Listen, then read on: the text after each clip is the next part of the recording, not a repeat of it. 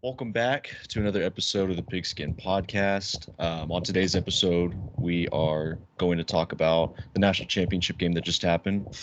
Episode 29, by the way, and football season's almost over. Sad times, but we did have a pretty good national championship game last night. So we'll recap that. And then we're also going to talk about It's episode 27. Oh, loopy episode, by the way. I am extremely tired. We're both coming off a crack letdown, so. Literally. Oh, yeah, and I even had it in my notes. It was episode 27, but whatever. Okay, episode 27. Again, we're going to Fantastic start. Yeah, we're going to talk about the national championship game. Also, we're going to talk about NFL Week 18. It's in the books. We've got the playoff schedule now. Also, next week's schedule has been released. So, well, let's get into it, DB. Yep. I really didn't even take any notes on this game, to be honest. But Michigan, 34, Washington 13. Wow. If you would have asked me, like, before the start of the game, like, who is, like, your for sure lock? Like, who do you know is going to win this game? I wouldn't have been able to tell you. Yeah. Honestly. Going in, it was Michigan, like, really fucking awesome defense, really good run game. They rallied around their coach. Like, everything they've been through the season, like with the cheating allegations, Connor Stallions, who, by the way, congratulations to Connor Stallions. You did it. And then, Part one of the manifesto. Yeah. And you had to – Jim Harbaugh was suspended for 3 games, so you had to beat Penn State, Maryland, and Ohio State without your head coach. And then you had to beat a Nick Saban Bama team in the playoffs to get to the national championship game. And then you had to face Michael Penix in the national championship game. Like, everything that Michigan had done, like, throughout the season, and the way their defense has played and the team has rallied behind each other, it's impressive. Now, on the other side, again, Washington did have Michael Penix and Rome Odunze and Jalen Polk and Jalen McMillan. So I couldn't. I was stuck. And I thought this was going to be a lot closer of a game than it was. And for a while it was. I was going to say that. I think the score doesn't do justice how close this game was. Because if you really look at it, what is it? Is it late? Is it early fourth quarter, late third quarter? Washington's driving. And then they get that bullshit fucking holding call on that 30-something. Okay, it was holding. Well, I mean, I don't want to say like it. Like, I don't disagree with you, but like, it wasn't called. It's over now. Was that call gonna determine the outcome, though? I think so. You think so? You think Washington comes back and wins the game? I don't say Washington wins the game. I think it looks very different. Look, at that point, Washington's down 13-20, right? Okay. They're driving down the field, and they've been struggling all day with the pressure that Michigan was bringing. Like, their guards got blitzed and just destroyed. Their right tackle may have been, God only knows if he's had a worse game ever. Like, that was bad. No, yeah, he did not have a very good game. They showed the clip where he completely whipped on a blocker. Like, he came off his stance like everybody else. He was. I'm surprised that wasn't like not called like an illegal snap or anything. Like, because there were 2 of them, both of the tackles. Yeah, I know. It's weird. But they finally start building some momentum. They hit the 30-some-yard ball, 30-yard ball, whatever the fuck. Okay? They hit the mid to deep ball to Odunze. Loopy episode. They hit the deep ball to Odunze, makes the guy miss, gets hit by Sanders still, and they're right there in Michigan territory, on the verge of getting into field goal range to go score. Right? Yeah. They were gonna score likely a touchdown on that drive. Well, maybe. I mean, again, Michigan's red zone defense was really good, but the way things looked, he could have probably penciled him in for a touchdown on that drive. Yeah. And then all of a sudden, a 30-something yard gain turns into negative 10 yards, and it's 2nd and 20. In the hold, right? Yeah, the hold. Turns into 2nd and 20. Then they bring 6. It's a dump off pass or a check down, get 2 yards, it's 3rd and 18, they punt, and Michigan never looks back. Yeah, Michigan's so good at tackling, dude. Yeah, they tackle very well. But I still think Michigan – yeah, I'm happy for Jim Harbaugh as well. I still think Michigan wins that game, but people are going to be shitting on Washington for losing 34-13, that was not a 34-13 game. That was maybe closer in the round possibility of like a 31-20, like a 27-20. It's not what the box score says. That is not what the box score says, but that was my feel on the game. But it also, at the same time, felt like Washington could never get over the hump, get out of their own way last night. And that doesn't change my mind about Michael Penix and Roma Dunze, Not at all. like that entire receiving core. Michigan, I mean, they've been playing bully ball and like forcing their will on every opponent they played. Like they're going to force you to play Big Ten football, and that's just not what Washington does. But it doesn't change my mind about Michael Penix. I'm interested to see what NFL GMs are going to think now, because like he was rising. Like, I mean, he was projected to be like number 10 after that, or like number 11. Like people had him possibly going to the Vikings, and after that, like, well, injury concerns. You know, he's older. Like, is he only good at college football because he's just older than everybody and has played a lot longer? Like, there's that narrative. I don't think so. Dude's got a cannon. Yeah, I mean, it's not like Justin Herbert or like Matthew Stafford cannon, but he's, I think, more accurate. Yeah. I think he's more accurate of a thrower. But yeah, his ribs were so broken last night. Is that the official word? Were they broken ribs? I don't know, but I mean there's only one of them. He gets hurt everywhere. Like, yeah. Like that's the injury concerns I feel like are the biggest question mark. You literally have to give him like the best offensive line. And even then, like, there could be any given Sunday in the NFL, like, maybe your line doesn't play well, or you have to go up against like a really good pass rush. Minnesota's not a bad spot for him, though. Yeah, their offensive line's okay, I guess. Seattle wouldn't be terrible either. But yeah, I'm happy for Jim Harbaugh, and I think his final quest is to probably go to the NFL. Yeah. There's, I mean, obviously, like the more attractive spots for him are probably like the Chargers. Some are saying like the Raiders, maybe. I think it would just make sense if he went to the Bears. If the Bears got rid of like Eberflus, like if Ryan Poles decided like to go against it, like why not? You know, I give you shit for it, but it genuinely makes a lot of sense for him to go to Chicago. Like it really does. Yeah, exactly. We need something. So, but we'll get to that later. But anyways, yeah. I'm happy for him. I'm happy for Connor Stallions. That guy's never going to have to buy a beer in Ann Arbor ever again. So there's that. Fair enough. What'd you think of, I don't know. What'd you think of J.J. McCarthy? Didn't have to do much. Yeah. I feel like I probably could have quarterbacked them to a win at that point. Yeah. I was kind of busy at work today, but I was watching like the highlights of the game, and the second Donovan Edwards touchdown. He had a jump cut. Jump cut, and it was nasty. I think it was even better than Blake Corum's. I'm not even kidding. Like, it was quick, decisive. That Michigan offensive line is so good, dude. Yeah. Well, they just play like, I mean, that's like the, you know, you can have like the quarterback and the flashy offense and like the new like West Coast style of play that's kind of come on into, you know, football over the past like 10 years or 10 or 15 years, but like it's always going to reign true that like you're going to win the national championship based on what you have in the trenches. Yeah, if you're physically superior, if your physicality is superior than who you're playing, more likely than not, you're going to win that game.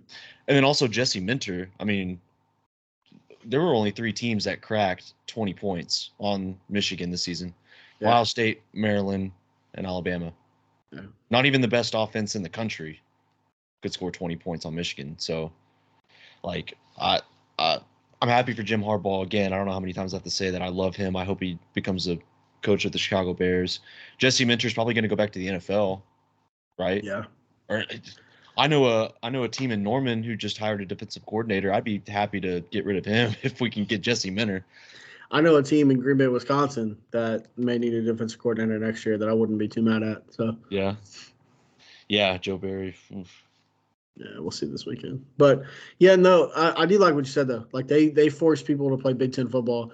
You look at it. The reason Michigan went undefeated and won, they played 15 games. They played their game 15 times.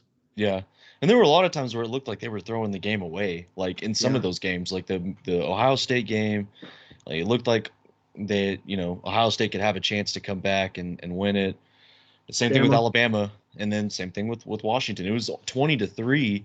And I mean, if you're not like a regular watcher of like college football and you're watching that for the first time, you're thinking, ooh, Washington's keeping it. Like they're sticking around, it's Michael Penix. I don't know. I think after the first half, that kind of summed it up for me. Yeah. Like their offensive line could do nothing to protect Penix. Like that's how good Michigan is in And the they were trenches, rushing man. 4. Yeah. Like that exactly. Like your pass rush matters in college football. That's what I'm hoping. More so maybe than at any other level of football. And look at Clemson in 28 or 2019, undefeated. It was the year they beat the crap out of Bama. They're rushing 4. Yeah. That's what I hope. They also had Clellan Ferrell, Christian Wilkins, fucking Dexter Lawrence. Dexter Lawrence. That's what I'm hoping OU can get to. Yeah, I know. That I put my faith, body, and soul into Coach V. Me too. But I think it was a little bit more enjoyable than the score would suggest. I had fun watching the game last night. I did too. I liked it. It was a lot of sloppiness, but I mean, is that good defense or just? I think on Michigan's part, it was very good defense. Shout out to Washington's defense. I mean, they were sticking around. Yeah, they were playing really good. I mean, they weren't letting guys open until McCarthy started using his legs. That's the weird thing about Michigan. Like the past 2 games, they weren't able to get anything going on offense. And then it's like a 2-minute drill in the last, 7 to 5 minutes of the game. It's crazy Donovan Edwards didn't get more looks all season. Really needing Washington to score more points. The last thing I have on this game was I put a bet on the over, and the over did not hit. I was really sad. Yeah, I avoided betting on this game.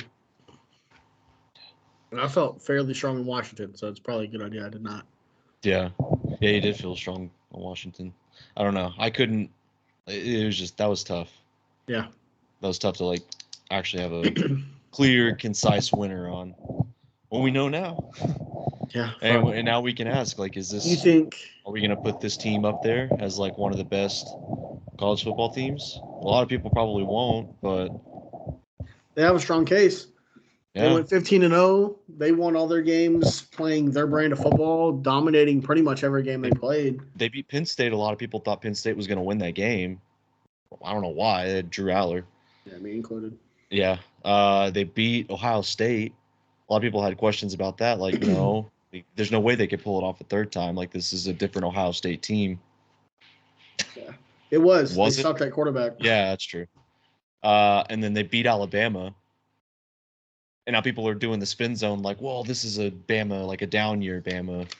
Well, they beat Georgia. They did what they were supposed to do. That's more than what a lot of teams can say. I was very They beat the piss out of Washington all season. Yeah. I chose Bama. I think I chose Ohio State.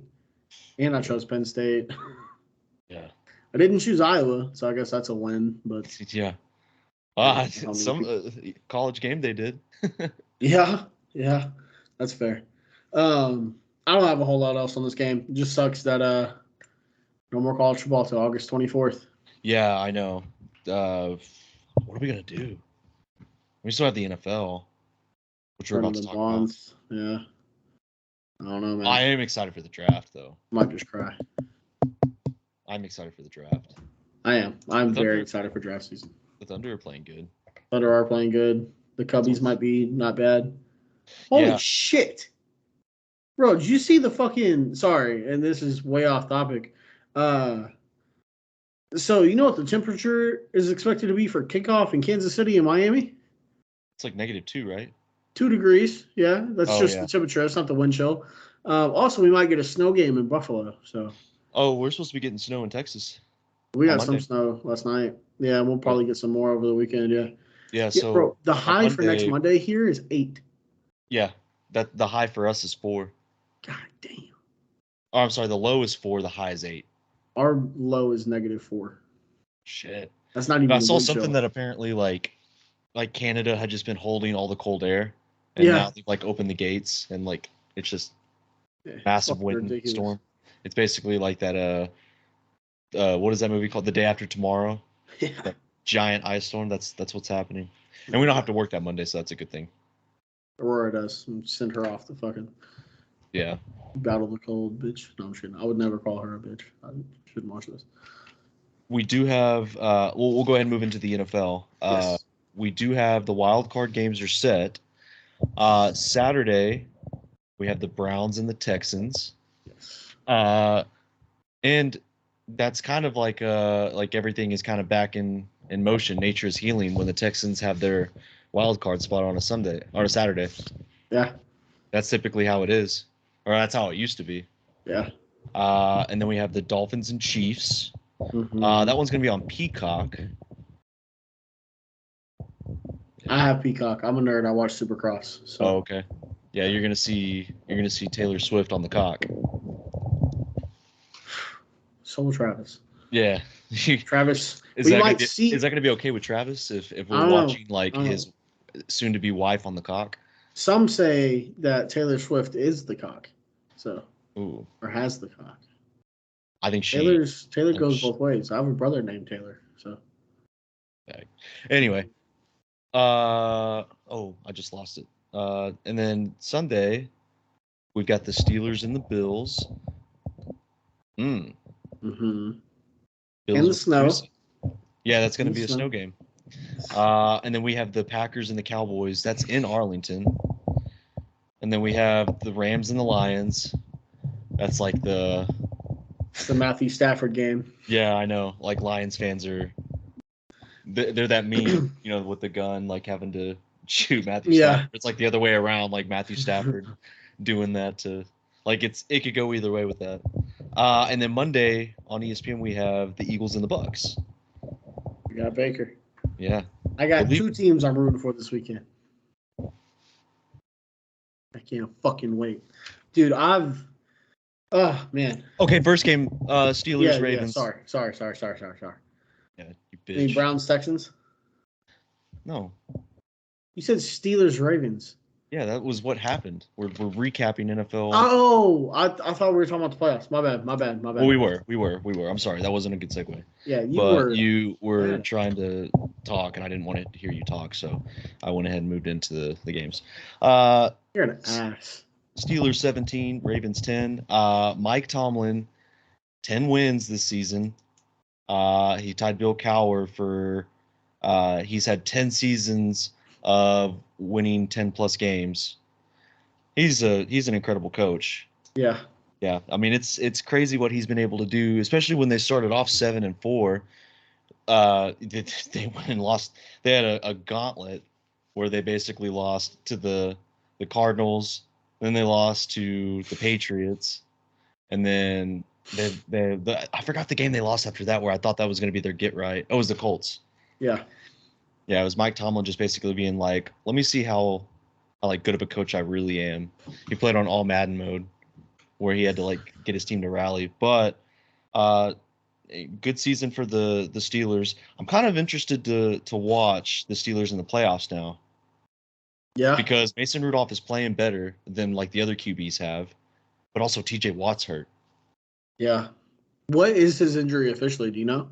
I think he hurt his knee. Well, I know it was his knee, but he hurt his knee, Chico. I think he tore his ACL. Sprained his MCL. He sprained his MCL? Yes. Okay. Yeah, so he hurt his knee. JJ Watt posted the meme of him like they photoshopped in the Steelers outfit, and he's like, "Do you think anybody would notice?" Actually, that's a good question. Who do you think, like now that like both of them have kind of cemented their legacies in the NFL, who do you think's like the better player, TJ or JJ? Derek. Derek. Okay. Oh yeah, fullback. Yeah, you're right. Yeah. If Derek did not exist, and you had to choose between TJ Watt and JJ Watt, who would you pick? Oh man, history, like maybe not history. Bias. I don't know. I guess bias, childhood bias, because that's who I kind of grew up on. Would lean towards JJ, but I feel like TJ's just been so fucking dominant off the edge. But also, JJ did a little bit of everything though. Yeah, that's true. Well, JJ might be just like the better guy. Like he might just be like JJ, he might be a better guy because he came out and said like, yeah, I think TJ like he's already submitted himself to have a better career than I did. well, if you So look does that at mean that like, JJ's just like the overall better guy, thus making him the better player? I think JJ's the better athlete. I think TJ's the better pass rusher. Yeah. Okay. But also, the game suits TJ more now. JJ played in a little bit older era where, he could get chop blocked and all kinds of other shit that was they were a little bit more lenient on. Yeah. And the pass rusher wasn't like the second golden child in the NFL after quarterback. So That's true. That's true. But he's hurt. They've already announced that he's going to be out of the game against the Bills. yeah. Also, before we get into like how the Steelers are going to match up with the Bills, we'll talk about that on Thursday or Friday whenever we do another episode. We'll just recap this game or the games that just happened. But this is actually the first time that the entire division finished over 500.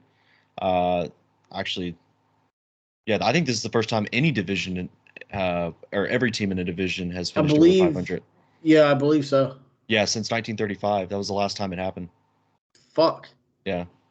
And if you think about it, like, how good is this division really? Because, like, everybody's quarterback was hurt in that division. Yeah. Who's the only one that kept their quarterback? Ravens. Yeah, the Ravens. Yeah. Ravens were the only one that were able to keep their quarterback. You could argue the Browns. Crazy, right? Like, Lamar wasn't the one that was hurt. I know. And look how good they are with him. You can argue the Browns got a little bit better, though. Oh, Joe Flacco? Yeah. But still, it's crazy because, like, you still would not have... four different quarterbacks. Yeah. Multiple games. Yeah, exactly. And they beat the 49ers with DTR. Yeah. Or, no. Yeah, they beat the 49ers with DTR. Rookie. And they beat the Ravens with basically a hurt Deshaun Watson before he really got hurt. He was just kind of hurt. So, yeah, the Browns are really good. I think they're the first team maybe ever to have four different quarterbacks start multiple games and still make the playoffs. Yeah. Yeah, it's crazy. Joe Flacco is elite. But imagine, so you think Joe Burrow takes this Bengals team and they win the division? Yes. You think so? Yes. I can see that. Yeah. I think they win the... Oh, no. I think they go second place. Okay.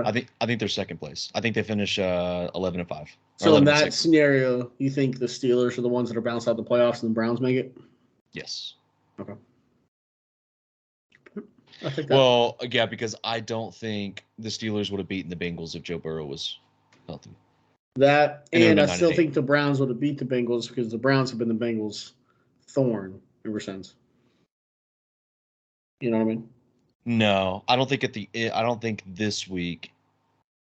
Like, you're right. The Browns like just have the Bengals number. They do, but I don't know. I think it would have been different. I think they would have won this final game, and then they would. Well, they did. Yeah.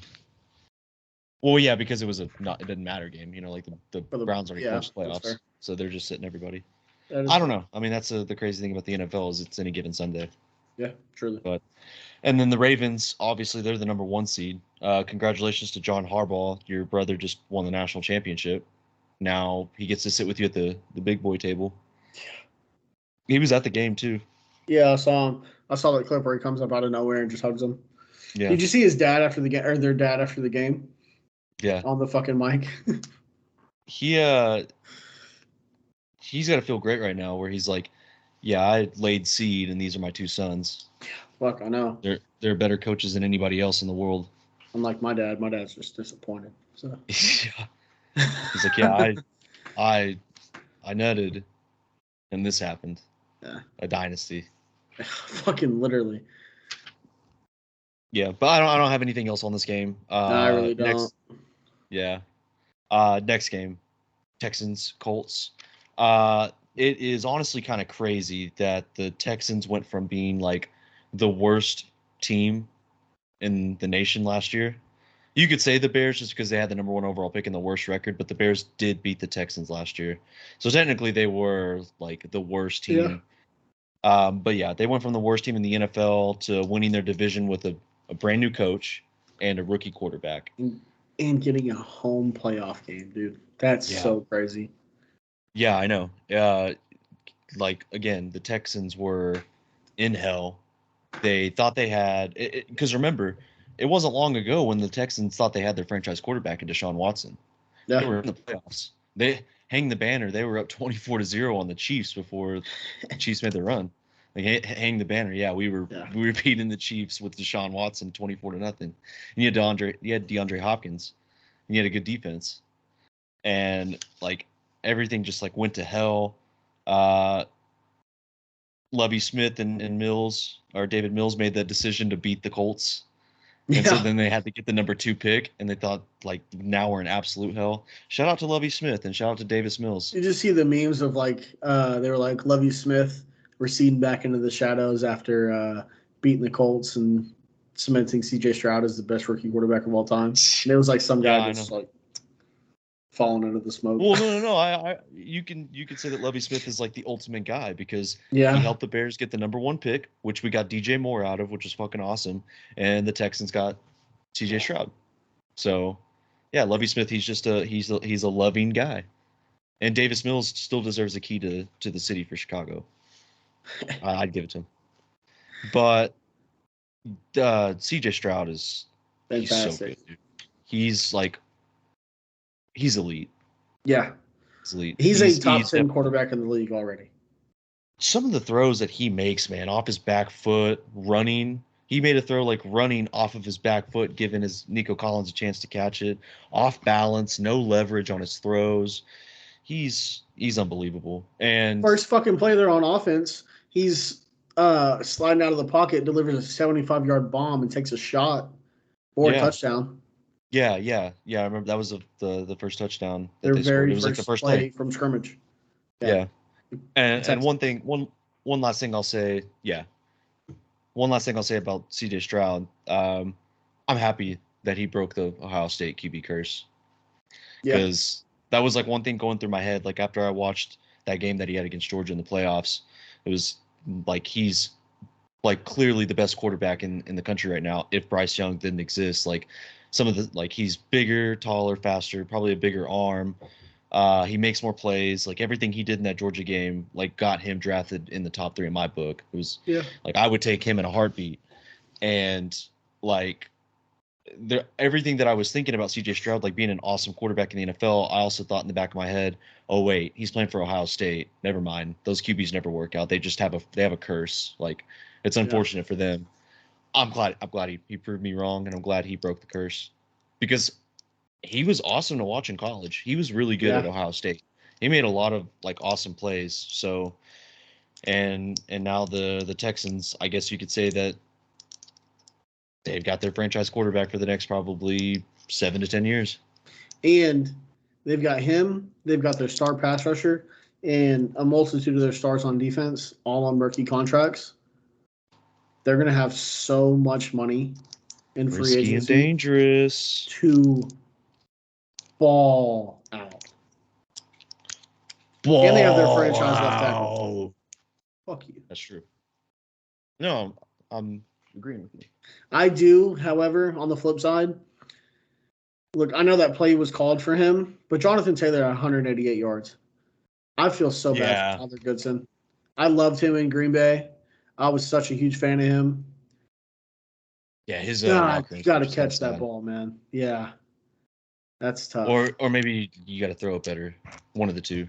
Like Gardner Minshew, he's got to. It was both of them. They were put a little bit more on him, but dude, it hit you in the hands. Yeah, that's true. Both hands. But it was kind of behind him, you know. It was. He was falling back, but it's a tough one, man. Yeah, that was a tough one, and nothing to hang your hat about, you know. It's a hard catch to make. Yeah. Well, just like the Colts, like in general, like their fans are probably really upset that it wasn't Jonathan Taylor out there on that play. But you had a good season. Nobody thought you were going to get more than 4 wins. Shane Steichen is a great coach. Anthony Richardson is going to be coming back. You just hope you can cement that offensive line because he does have a history of injury. You know, there's a lot to be proud. What was that? Is Michael Pittman the number 1 receiver there, or do they need someone else? Yeah, him and Josh Downs. You don't think they could benefit from a Keon Coleman or a Well, yeah. Rome I mean, they could Odunze? not Roma Dunze, and I'll tell you why later. But no, they could use like a maybe like in the third round. Just get there's a ton of receivers. Yeah, Maybe they that could is true. trade for one. Just trade for like a decent one. You don't have to get like the best one, or you can get I don't know. There's Xavier Worthy, Adonai Mitchell. If they have Maybe they money, go and get who do they have at tight end? Mo Alley Cox, yeah, or is he a wide receiver? he's a tight end. Maybe they can get JT Sanders. Yeah, I mean, that's always an option. Like, hey, we got maybe two like really good wide receivers. Let's get a stud tight end. maybe they steal. Maybe they get a fourth or trade a fourth or a third or something like that. Get a steal on Kyle Pitts and try to revitalize his career. Yeah, that's true. He's going to be some pretty massive Yeah, trade I bait want. this offseason. Oh yeah, oh yeah, yeah. We'll get into that, but I didn't really have anything else on this game. No, I don't either. Sick to see the Texans back in the playoffs, though. Yeah, I know and we kind it's of gonna just talked be, about it, but it's sick. and they're actually gonna be like a fun team to watch too. Yeah, they're not just going to get bounced like Yeah. Green Bay. Well, at least we don't think that they're gonna get bounced. I think they're gonna put up a fight against the Browns. Joe Flacco is elite. Speaking Yeah, of the that's true. Browns, they set pretty much all their starters this weekend, and let the Bengals just enjoy one last game. Joe Mixon got over 1,000 yards. Maybe not all their starters, but they sent some of their starters. The Browns did.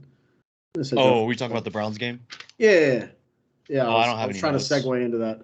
Oh, well, fuck. I mean, I don't have any notes on this game. The only thing that I have written down is congrats to Jake Browning. He had to step into a tough role when Joe Burrow was out, and more importantly, congrats for having a hot girlfriend. that is true. That is true. You know, you don't want to give one up for our man Joe Mixon. Yeah, Hit 1,000 yards again this year. yeah, that's all. I didn't watch the game at all. I didn't watch any second of the game. The only thing that I saw was on Red Zone after one of the scores happened. They showed his smoking hot smoke show of a girlfriend in the booth with that bodysuit, which Yeah. she's had other outfits on too. Like I was looking respectfully, or Jake Respectfully. Browning. Yeah, Yeah. yeah, mad respect to Jake Browning. Her tits looked great. Her ass was respectfully. Respectfully. Respectfully. Yeah. Respectfully. This is not Yeah. objectifying women at all. Yeah. No. Yeah, she looked great. Bet she has a great Uh I'm excited to see what the Bengals can build off of this. I wonder what the contract's going to look like for Joe Mixon. Because sometimes That's a when good Chase question. Brown gets the ball, he can do some of the same stuff. And he's not as good of a talent as Joe Yeah. Mixon is, but Hey, he's a running back. He's getting older. That usually spells he's got to win a Super Bowl. the Now. end. Joe Yeah. Mixon has to win a Super Bowl. I Even won't if be it's satisfied like until he wins. I want Samaje to get Super Bowl more than anybody else. Well, Baker, but Yeah, I don't know. I think it might be up for Samaje. yeah. No, he's still got time. Just go back to the Bengals. Go back to the Bengals and just run with your buddy. Come to Green Bay. Anyway, yeah, I didn't have any notes on that game. No, I really other didn't either. than Jake Browning's girlfriend. What about Vikings Lions? You got anything on that? Yeah, I kind of feel bad because Brian Branch and Sam Laporta both got hurt. Like, hindsight's 2020, and I understand like what Dan Campbell was trying to do whenever he played all of his starters. Like, there's still like sort of a chance for the second seed. Like if the Cowboys and the Eagles lost, they would have gotten the second seed. And plus, like those teams didn't play until the afternoon, so like there was just no knowing. So like I don't have an issue with what Dan Campbell did playing his starters, and it sucks that they got hurt, but like that's the Plus, name of the it's game. like you said last week. It's a culture game. Yeah. So yeah, they didn't feel good after that game to the Cowboys. It was a bad taste game. And Dan Campbell has a lot of those. I think Dan Campbell could go 17 or like 16-0, and like the last game of the season, he would still play all the starters to get 17-0. Yeah, not Dan Campbell's satisfied just he's got the heart of a lion. That's what he has. Literally. He fits so well. But yeah, that sucks. I feel bad for the Lions Because You think now, they still got a shot at a run? yeah, maybe. Who's their backup tight end? Not T.J. Hawkinson. Yeah, that's for damn sure. Yeah, and that sucks for Sam Laporta too, because he was having such an awesome rookie year. He was. We don't know that Dan did say that the injury wasn't as bad as it looked, but he's still not going to be playing. No, But no, they do get Liam McNeil back, their top, like their nose tackle. yeah. He's a very important piece of the defense. He's like Akeem Hicks to the Bears a few years ago, and then they do get C.J. Gardner-Johnson back, but they lose Brian Branch and Sam Laporta. Their backup quarterback or backup tight end is Brock Wright, who's also questionable. So the only fully healthy guy they'll have is their third string, James Mitchell. If Okay, Sam well, Laporta does not. Brock should play because I feel like with the name Brock, you're just destined to be like a good football player or like a good like fullback or tight end. Oh, he's 6'5", 250, came from Notre Dame. He'll be fine. Oh, Brock? Yeah, he'll be Yeah. fine. Notre Dame and Iowa just fucking spit out tight ends. Yeah. But So, the Iowa tight ends are just built different. yeah. And then on the other side, you may not agree with me on this. I'd like to hear your take. We before we started this podcast, like last season, we gave a lot of shit to the Vikings. We felt they were fraudulent. In fact, we knew they were fraudulent with the record that they had.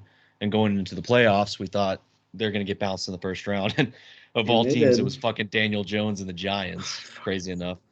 I think if Kirk Cousins was still like healthy and didn't get hurt this season, I think the Vikings could have had a real run at the division and possibly like a real run in the playoffs. I'll say this: if Kirk Cousins is healthy, A, the Packers don't make the playoffs, and B, the Vikings are fighting with the Eagles and Dallas for probably the 5 seed. I still think Detroit wins the division, but those two teams are fighting for the 5 seed. I think this Minnesota team is much better.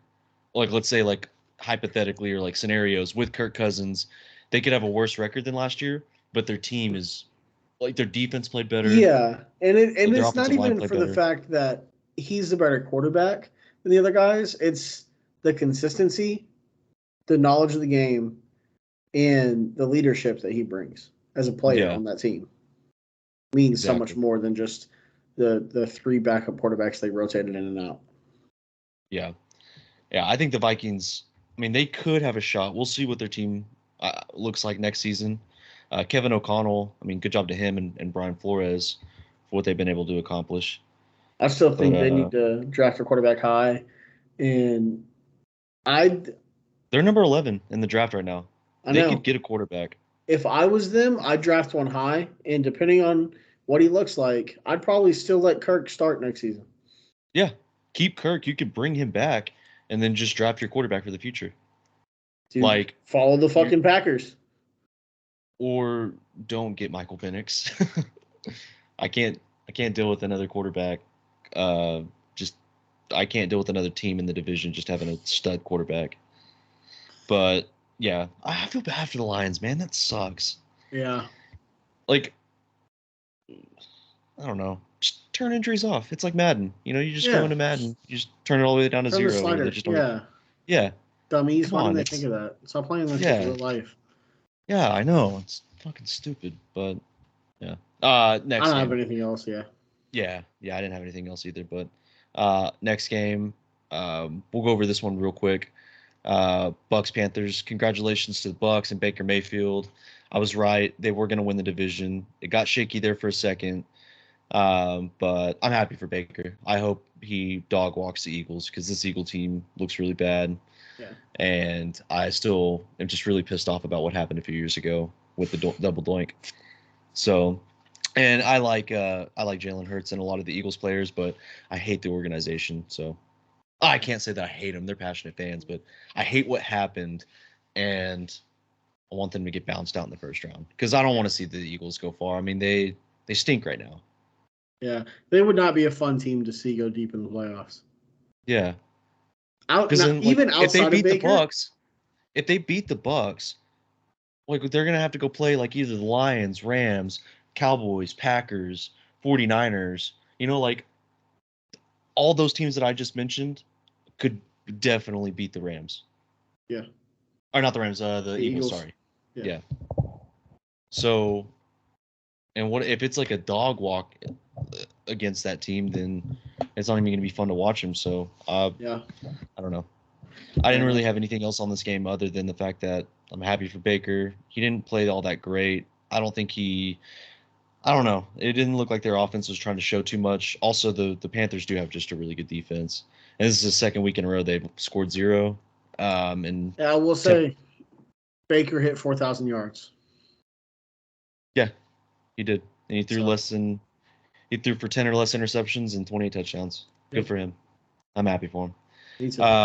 Also, the only other thing I had on this game was that Tepper didn't throw his drink on anybody this time. At least as far as we know.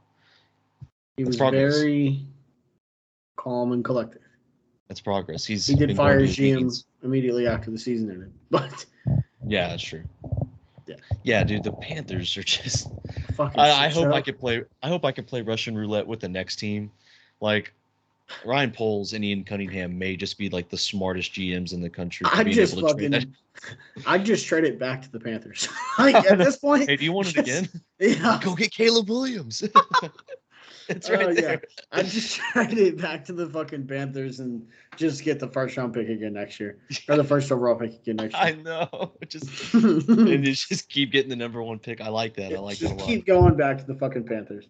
Yeah. Shit, I might trade something to the Panthers myself. Yeah, I know. Oh man. Yeah, David Tepper's got a lot of he's gonna have to go on probably a Aaron Rodgers ayahuasca trip to figure out what he needs to do to fuck that. He needs a darkness retreat. That's what he needs. Yeah, something, man. I don't have anything else on this game. Do you? Nah, I don't either. Okay. Next game. Jets 17, Patriots 3. The Jets have overcome Bill Belichick's hatred for them. Yep. 15 in a row snapped. You see the leading passer in this game? Yes. Did you see how many yards he had? It was terrible. Probably a good game for a Chicago Bears quarterback, but, whatever. 88 yards to lead all passers. Yeah. Hey, man, it was a snow game. Bailey Zappi's elite. He also had 2 interceptions, but, it's fine. Breece Hall is fucking elite. That's who's fucking elite. Yeah, he's really good. This is kind of a weird situation for Patriots. It's a weird they've never been in this situation. Like, they're going to be losing Bill Belichick. They don't have Tom Brady anymore, so they're not winning Super Bowls. They're used to drafting in like the late fucking 20s, maybe number 32 after they win a Super Bowl, so they never have to worry about the draft because we got Bill Belichick and Tom Brady. And Bill Belichick's dog. Yeah, exactly. I don't know what that had to do. You remember that? Yeah, it was during the draft, the COVID draft. Yeah. That was funny. Yeah. Sorry. All right. Sorry. You're doing so well. You're so hateful today. Well, you know why I'm fucking hateful. I do know why you're fucking hateful. I wonder what the Patriots are thinking. Maybe we could trade the number 1 pick to the Patriots. Oh, hey, look. Caleb Williams is here. And then they just have another shit year. And then I'd trust them to do a little bit better than the Panthers, though. Without Bill Belichick? What if that defense isn't as good? You think Bill Belichick's a head coach next year? Yes. What if he goes to Tennessee? What if they just swap coaches? What if Rabes goes to New England? Ooh. And Belichick goes to Tennessee? Yeah, we're going to have to wait until like all the coaching changes happen. Yeah. If they get Mike Vrabel, I don't want to trade the number 1 pick. No, because they're at least going to win like 6-7 games. Maybe I'll just give it to the Jets. Fuck it. No, they'll have Aaron back next year. Yeah, but it doesn't matter. He's good for at least a shot at the playoffs. It's the Jets. Something's going to happen. I sympathize with Jets fans because I'm in the same boat as them. We're just cursed as a franchise. I'd give it to the fucking Giants. The Giants might be good with the new quarterback, though. Who, fucking Tommy DeVito or Tyrod Taylor? Yeah, they're better than Daniel Jones. Did you see that dude ask Daniel Jones, that reporter, just straight up be like, so what do you think about them drafting a new quarterback next year? And he was like, bro, what the fuck? He's like, I'm going to come in here every day and I'm going to compete. So that's all I'm going to say. Well, yeah, he has to compete with Tommy DeVito. That's tough enough. It's a tough one. Now You he's might gonna get have fucking, to. Now he might have to fucking compete with either Caleb Williams or Drake May or any of those guys. Yeah, he keeps trying to compete with Tommy DeVito. He might get fucking Tupac. No, not Tupac. Uh. Big Pussy. When Big Pussy got whacked, that's how it's gonna happen to Daniel Jones. Yeah, I really don't have anything else on this Jets-Pats game though. Yeah, I don't know what Pats fans are thinking right now because I don't even know if they know how the draft works. Yeah. Like, I got a buddy who's a Patriots fan, and I was texting him and I was like, "Hey, I'm gonna give you the number one pick, or I'll trade the number one pick with your pick, and then next year's pick." And he was like, "I'll take Caleb Williams and Marvin Harrison Jr." I'm like, "No, it's one pick, dude." He's like, "Oh." You start talking to Patriots fans, they're like, "Is there a 5'10" quarterback that's going to play receiver next year?" Yeah, I know. Can we just get Drake Stoops number one overall? Or Lad McConkey. Yeah. Let's combine him into one. Brock Bowers. You might as well. He's both of them put together. So. Yeah, no, it's. I'm kind of interested. Like I said, I'm ready for the draft. I want to see what's going to happen with all these teams that are probably going to pick a quarterback and what direction they're heading in. Yeah. But yeah, this is probably one of the better head coaching one of the better head coaching markets this season with Vrabel, Belichick, Harbaugh. You got a lot of good ones. And speaking of coaching changes, next game, Saints 48, Falcons 17. You did bring it to my attention before I had the chance to look that my guy, maybe our guy, Arthur Smith, has been released. Yep. He has been taken away of his duties as the head coach of the Falcons. Very sad stuff. Yeah. Very sad stuff. He didn't have a quarterback, man. Didn't. Desmond Ridder. And Taylor Heineke. I believe if Taylor Heineke started the entire season, he would have found a way to get hot at the end of the season. And I still think they end 7-10. I think they do better than that. Taylor Heineke's good as a backup. He's good for one good game a year, and as a full-time starter, you might get 4. You just don't like good stories. It's also true.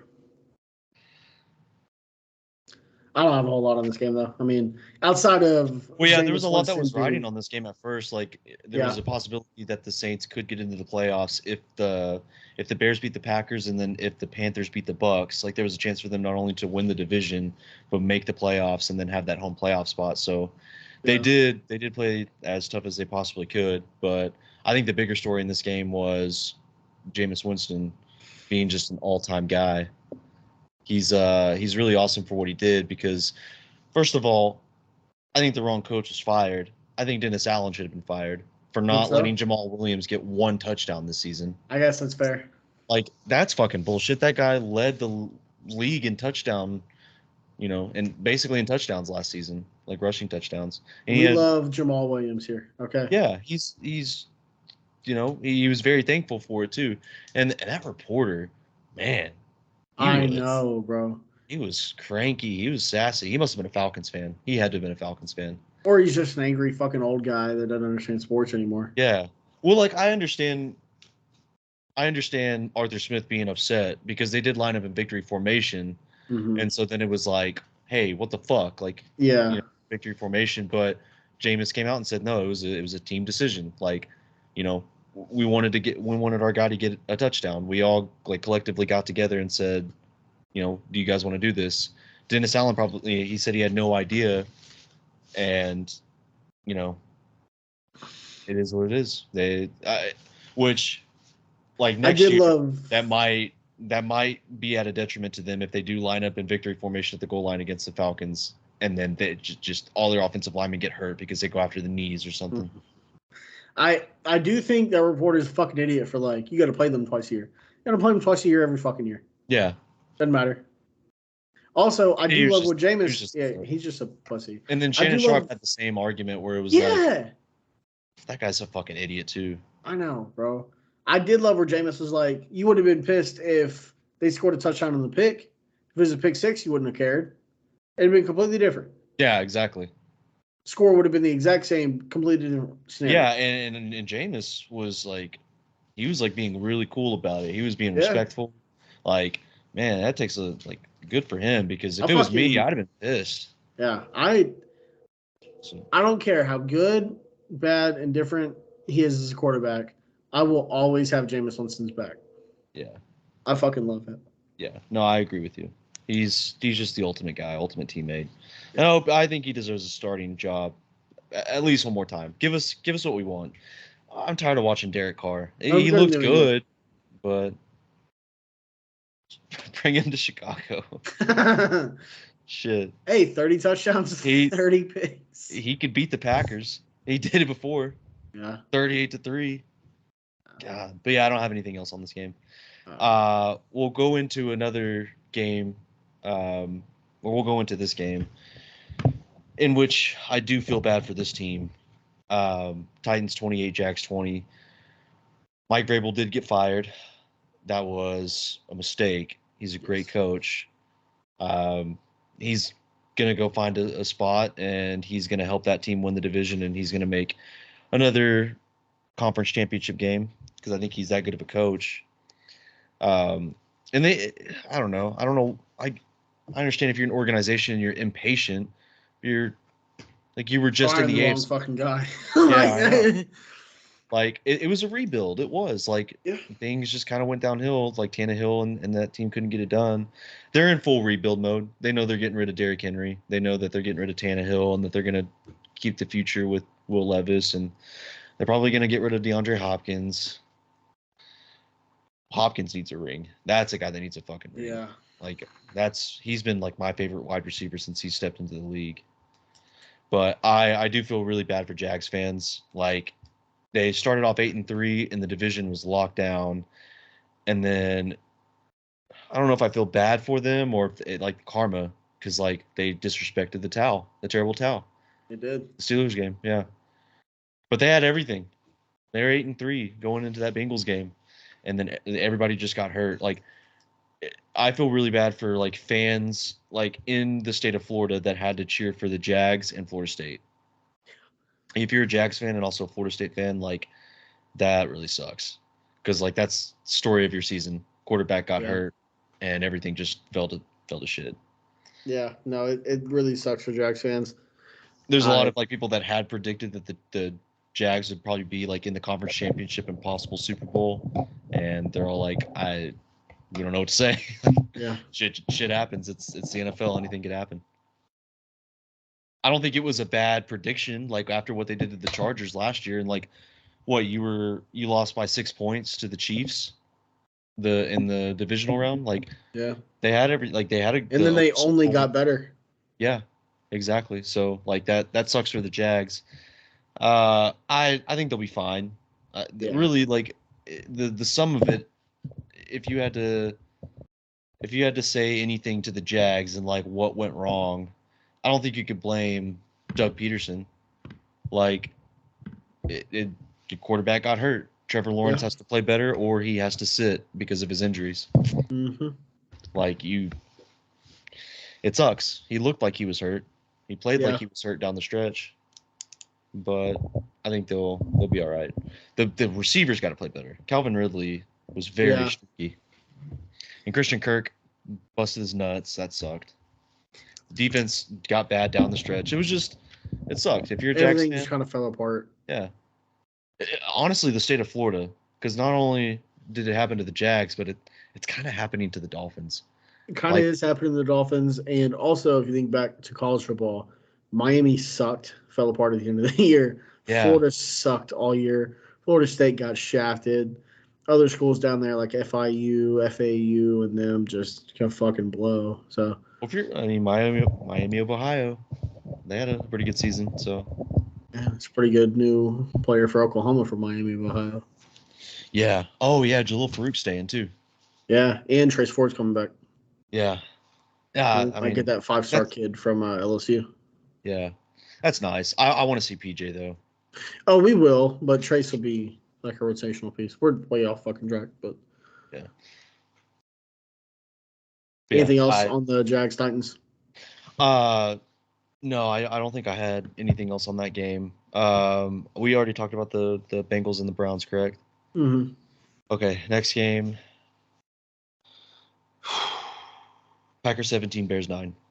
I don't have anything in my notes. The only thing I wrote down was I'm sad. Everything just kind of went to shit. Turn this franchise around and go get the best deal. Now they have the number 1 pick. I want your thought on it. Bill Melton's catch in the back of the end zone was a touchdown. No, it wasn't. But DJ Moore's catch was a catch? Yes, it was. Such a bastard. I hate you so Well, much. it was. I mean, they called it a catch. So Yeah, you're such a fucking bitch. I hate you. Well, no, because he didn't have full control before his foot touched out of bounds. The ball hit the fucking ground in DJ Moore's arms. But the ground didn't like aid in the catch. Like Yes, it did. It bounced it back into his hands. Whatever, dude. Just get over it. You fucking won. Are you happy? Yeah, I'm very fucking happy. And I got what I wanted. I wanted Dallas in the first round. I might be eating those words. No, you're Sunday not night. eating your words. You fucking made the playoffs in a rebuild year. Jordan Love is really fucking good. Our defense honestly didn't really show up though. Dante Wicks is a monster, dude. Yeah, there was a lot. Here's the thing that's going to kind of scare me is Jalen Johnson was out that game. Yeah. And so with him being out, he could basically go up to Ryan Poles and Ian Cunningham's office and say, look what happened without me on the field. I want more now than what I wanted originally. Now he's probably going to want like a 6-year contract for like $100 million. I mean, I know that's outrageous and I'm just being over dramatic and theatrical, but yeah. Did you see Jaquan Brisker's shit talk? Yeah, I know. I don't have a whole lot on this game. I don't even remember a lot of it. It was just so emotional. Can I be honest with you? Yeah. Whenever we didn't score a touchdown on the first drive and we had to kick a field goal, I knew it was over. Really? I said, like, if we're going to win this game, we have to score a touchdown on the first drive. I felt like Green Bay scored more than 17 points. Their offense, I feel like, played a lot better than just 17. Yeah, Jordan Love had like over 300 yards. And Tyreek Stevenson, that would have been a touchdown if he didn't break it up at the very end of the play. I think it was Romeo Dobbs. Yeah. Was that when he got hurt? That was a fucking hell of a throw, too. Yeah. Yeah, that was when Rome got hurt. I'm sad. Like I really wanted to beat the Packers. I don't know. What's that? At least 5 years since it happened last. When did it happen last? 2018. Yeah, last it was when the Bears made the playoffs. Yeah. Sorry, man. Oh, I mean, you're gonna beat Dallas. No, probably not. Oh, even if you lose, like I can't talk shit. You made the playoffs in a rebuild year, and you have fucking Jordan Love. He looked good. He looks really good. That's the thing is like you got to turn around the franchise now because like. Thing that worries me is Brett Favre, Aaron Rodgers, Jordan Love. Like that's just one thing that the Packers do. Like they develop quarterbacks. Like the Bears. They have 4 Super Bowls combined between those 3 guys: Bart Starr, Brett Favre, and Aaron Rodgers. And I think Bart Starr got 2 of them. I think we're gonna keep Luke Getsy, and I think he secretly still loves the Packers, and is like this is like an inside job by Matt LaFleur. I think because the Packers are kind of fucked though. And I don't know what we're gonna do. Ask me what you think what we're gonna do with the draft. What are you gonna do with the draft? No, I want you to be serious about it. Like I want you in an explanation. Like, go ahead. Okay. What do you think, Sebastian, the Bears are gonna do in the draft?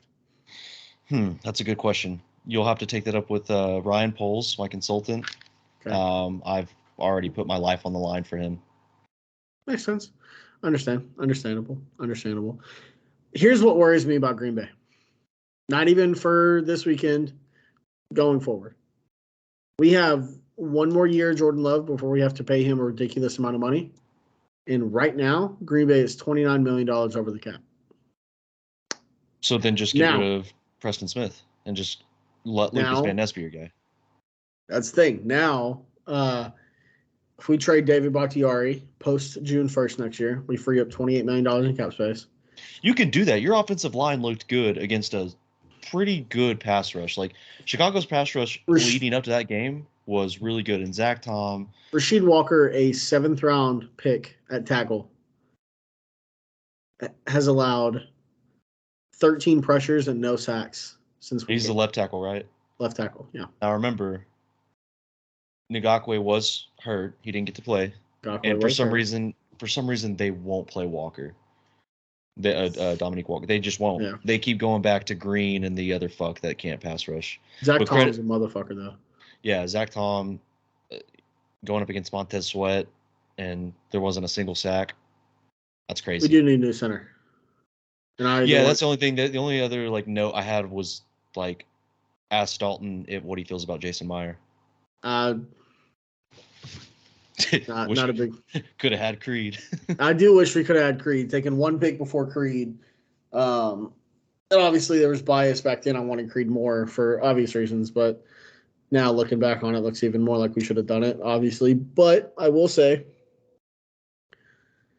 Josh Myers isn't the worst center you could have in the league.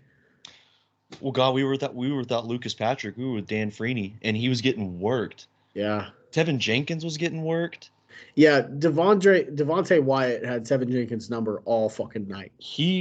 Also Carl Brooks and I think that's why I'm most upset about this loss, because a lot of the offensive linemen were just like, all right, we're down a guy.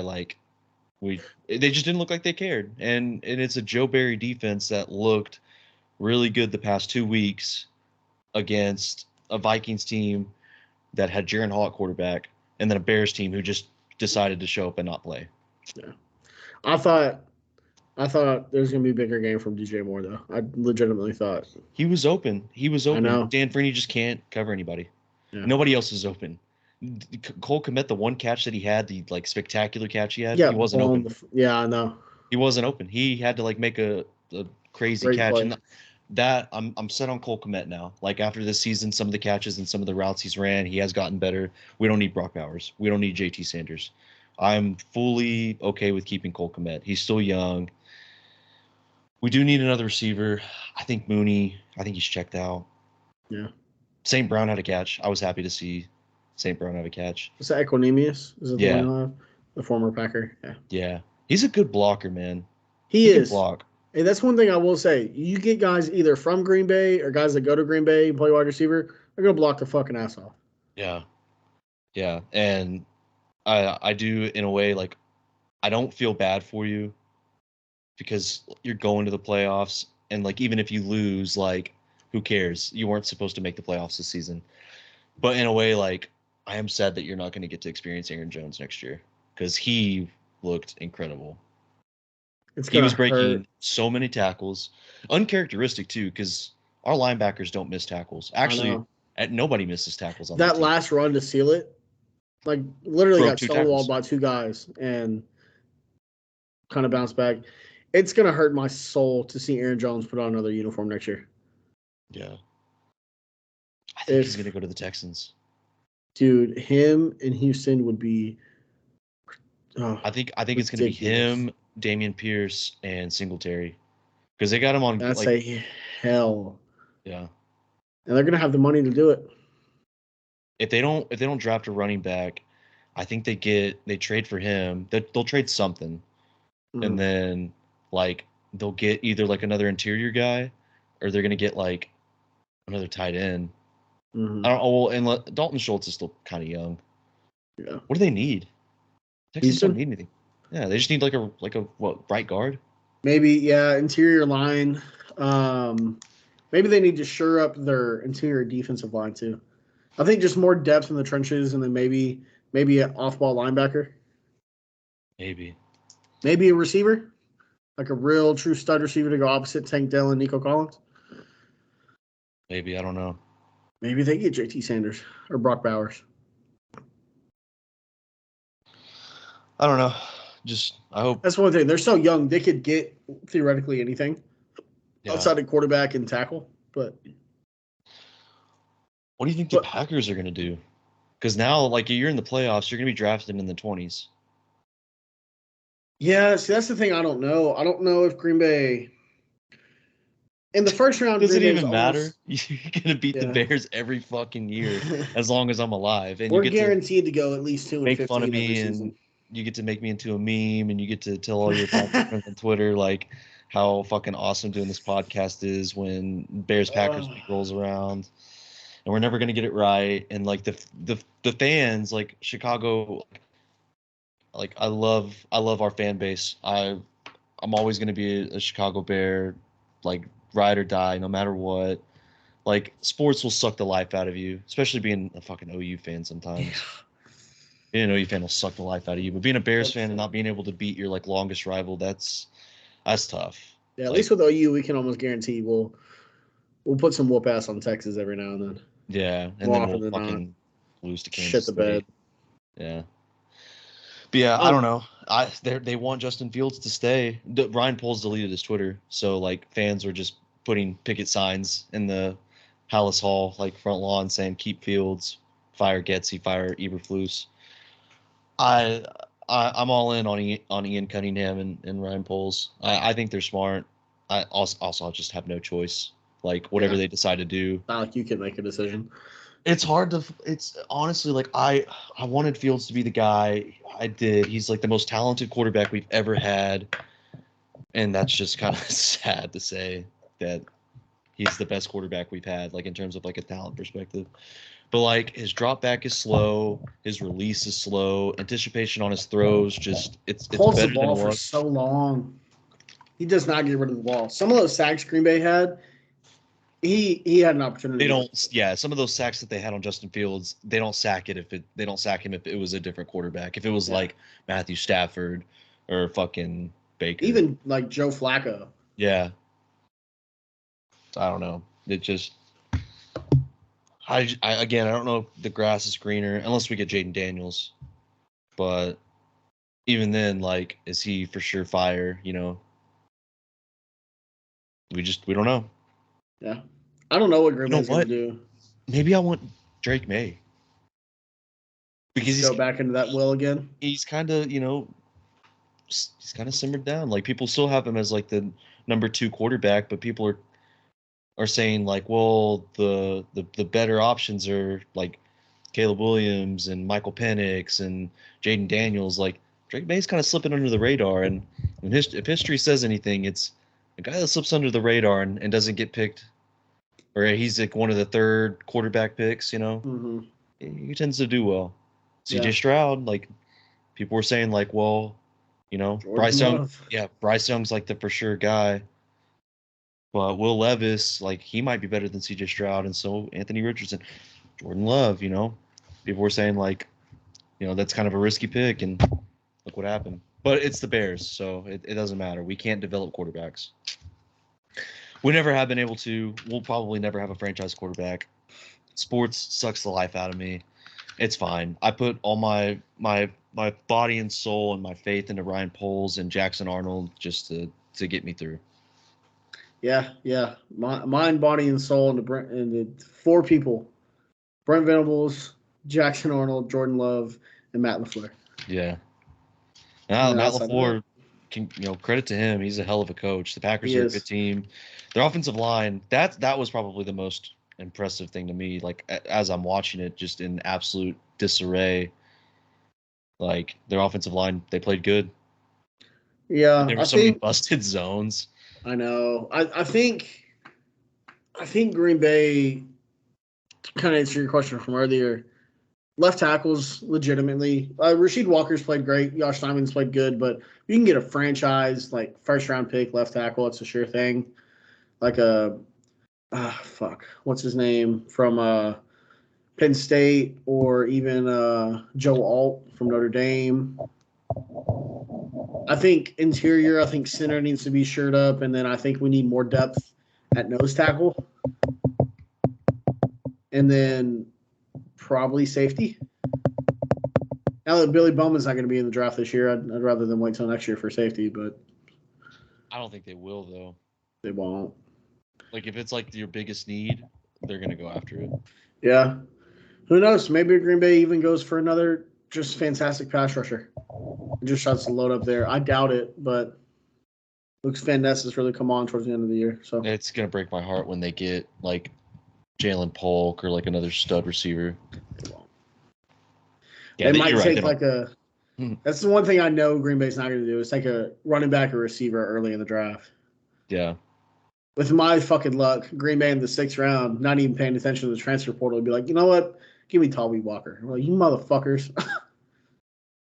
I think the Bears should just trade up and get 1 and 2 and just draft Caleb Williams and Drake May and just keep Justin Fields. Like one of these let motherfuckers. All 3 of them. One of them is going to work out. Fuck out. Yeah. Just do what the Ravens did when they had RG3 and Mark Ingram. Run the Heisman formation. Let all 3 of them motherfuckers just stand in the backfield and figure it the fuck out. Yeah, I know. Don't even call a play. Just let them 3 figure it out. Oh, that's a good idea. Keep Fields, draft Caleb Williams, and then draft Jaden Daniels, 2 Heismans, and then a guy that probably could have won Heisman, and just be like, all right, one of you is going to figure it out. Ultimate goal: turn the franchise around. You give each one of them a binder of untouched notebook paper, and like, don't fucking come back until you figured out how to fix this franchise. Yeah. And then you let the 3 come back. You read the binders. Whoever's got the best Connor Stallions, like fucking memoir or whatever the fuck it's called, you go with him. Oh yeah. Yeah. Well, maybe they just hire Connor Stallions. Well, let me ask you this, DB. You've watched a lot more college football than I have. I've only watched like every game for like 7 hours every Saturday. Yeah. But when you're evaluating these QBs, who do you think is the best option at QB in this upcoming draft? In terms of who I think can really come in and turn around. Who do you think is who would you pick if you had the number 1 pick and you needed a quarterback? It's not Caleb Williams. Really? I'm closer to picking between Penix or Bo Nix or Jaden Daniels. Those 3 are my 3 favorites. Probably Penix or Daniels are my 2 favorites. Really? Yeah. So what is it about Caleb Williams?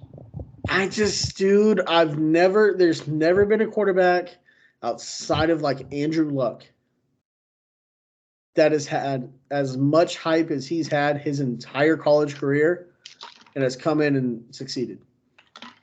Yeah, that Colts team was not good. And he took him to the playoffs twice. I know. You're thinking quarterbacks that have come in with all the hype in the world and have been astronomically good. Think of Andrew Luck and Peyton Manning. Other than John Elway. Other than that, every quarterback's been shit on, criticized, everything. I can't get to it with hype. Now, I certainly think Caleb Williams can be a very good quarterback. But you're right when you say that the sleeper quarterback in the draft, it's kind of always been the guy. Now, Joe Burrow had a lot of hype, and he's fucking fantastic, but he wasn't. He was literally like the best quarterback I had seen in a very long time. And he wasn't a 5-star quarterback recruit, come in, set the fucking world on fire for 3 years and go to the NFL. No, he paid his dues. He transferred. He became the man and the star that he is. Yeah, I know. Something about Caleb Williams, man. And I can't place it.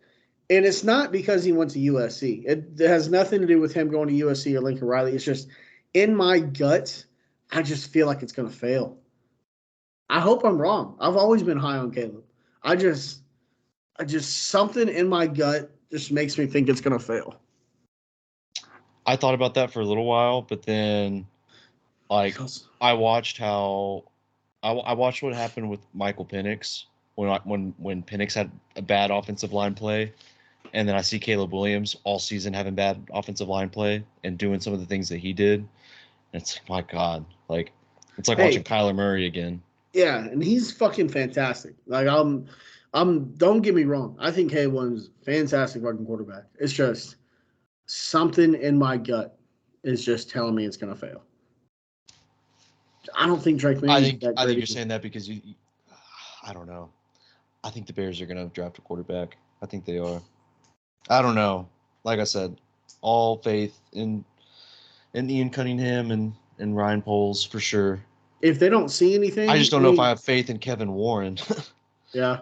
Because if anything, I would want Jim Harbaugh to be my new head coach, and he's not going to want to have Kevin Warren as his boss. He didn't get along with him when he was the Big Ten commissioner. So Yeah, I we mean, just had to have Kevin Warren as our CEO. It's fine. Everything's fine. But yeah, we got to figure out our franchise quarterback. I don't know. Go get the best deal. Just do what you got to do, Ryan Poles. But speaking of a team that knows that they have their franchise quarterback, Seahawks 21, Cardinals 20. Kyler Murray, he's the franchise quarterback. I think Jonathan Gannon kind of made that clear. Like, he had no doubts. yeah. Are the Cardinals frisky and fun, or is it just Kyler Murray? I'd think I'd lean towards it just being Kyler, but I mean, hey, when yeah, it You could are be very biased. biased. I No, am we're very biased. biased, but I do think, I mean, Kyler's that dude. Jonathan Gannon's got that defense playing really well, Yeah, I know. very well. They're going to be a fun team if they get the draft right, like the Bears. The Bears have to get this draft right. Same thing with the Cardinals. You got to get this draft right. So they could be a fun team. They could be good, maybe. They could be very good. I mean, I think they're gonna take Marvin Harrison Jr. be smart.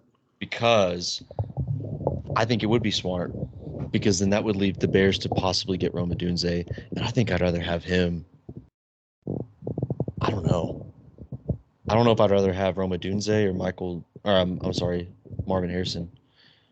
Like, they're both insanely good. Like, they're I both. think you can't both. go wrong with either Yeah, one.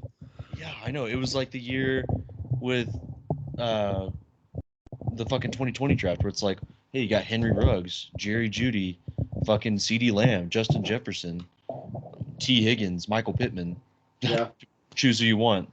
yeah. I mean, literally, this year I think is deeper than 2020.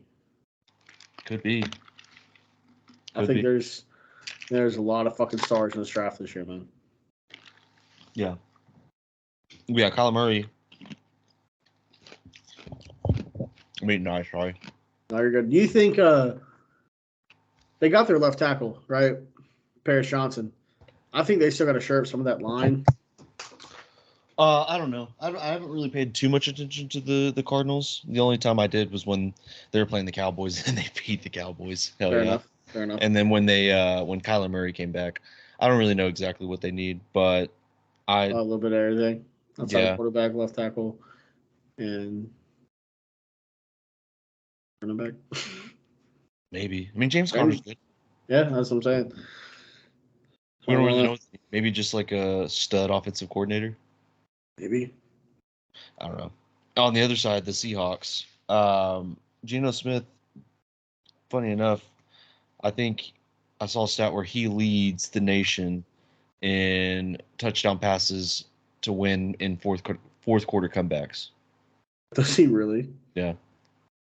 But you don't really get to that spot unless you're, behind. Yeah. I don't know what to make of the Pete Carroll situation because he's kind of getting old. He's 77. You think he's going to retire? I don't know if retire is right, but I would feel like it's damn near time to move on from Pete Carroll. He's a great coach, though. That's the But thing at the that same makes it time, hard. the team that they could possibly have if they go and get a quarterback, because you got to look at your quarterback situation. Like, okay, Geno was good like the first season. Yeah. Can we take another? Like, can we risk one more season, or should we go ahead and draft a quarterback? Or you can draft a quarterback and just let him sit, and then if things just go south with Geno, put the rookie in. Which they probably Maybe they get will. maybe they get Bo. I don't see Bo Nix or JJ McCarthy being any good. I don't see JJ McCarthy being any good. I'd have much more faith in Bo Nix than I would JJ McCarthy. I don't know, man. It's a tough ask either way. Very tough either way. Like the quarterback class for this year is very top heavy. Like, yeah, the guys that are like considered your three best, yeah, are definitely your three for sure, like surefire guys. mm-hmm. And the rest of them are just kind of like, well, if they're the only option, like you got to take them. Yeah, No, I don't know, man. With that being said, for some reason, Pete Carroll just knows how to make a quarterback play better. That is true. That is true. Maybe he can get Bo Nix, and Bo Nix turns out to be really good. At this point, look what he got out of Russell Wilson. Yeah, I know. So, yeah, I don't know. I think if the Seahawks can't get it done in a couple of years, like at least one more Super Bowl run, I think Pete Carroll retires. Yeah. I'd give him till maybe 27 at the latest, if even that long. Maybe 26. Yeah. 26 or maybe 27. I don't know. It depends on what the rest of the NFL looks like. When's his contract up? I don't know. Let's see. Look it up. Look that up, Jamie. Carroll is under contract through 24 with an option for the 25 season that can be exercised in the offseason. So maybe 25. Or maybe he pulls a Jadeveon Clowney and just does like a 1-year deal. Yeah.